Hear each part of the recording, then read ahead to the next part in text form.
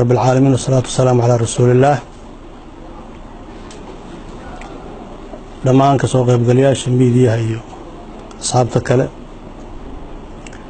shirkan jaraa'id oo aan idinkugu yeeray wuxuu ku saabsan yahay mooshinkii laga keenay gudoomiyaha baarlamaanka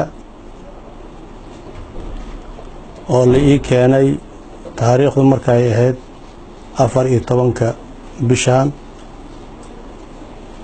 mooshinkaas sharci ahaantiisa mooshinkaas waxaa ii keenay xildhibaano wuxuuna sharci noqday marka la ii keenay oo aan fiiriyey sharciyadiisina ay dhammaystirantay kadibna aan saxiixay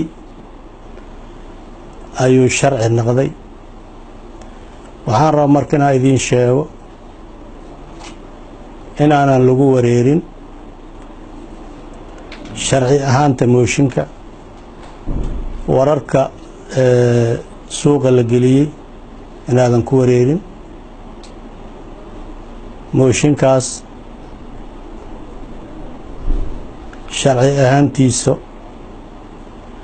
waxay dhaqan gashay markaan aqbalay oon ogolaaday oo aan saxiixay, sidaas ayuuna sharci ku yahay. haddana sharci ahaantiisa sii wadidiisa qaabkuu u shaqayn lahayna aniga ayaa iska leh.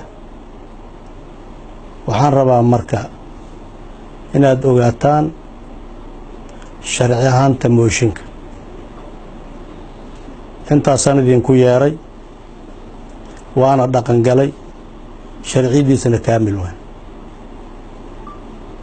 waana mahadsantihiin.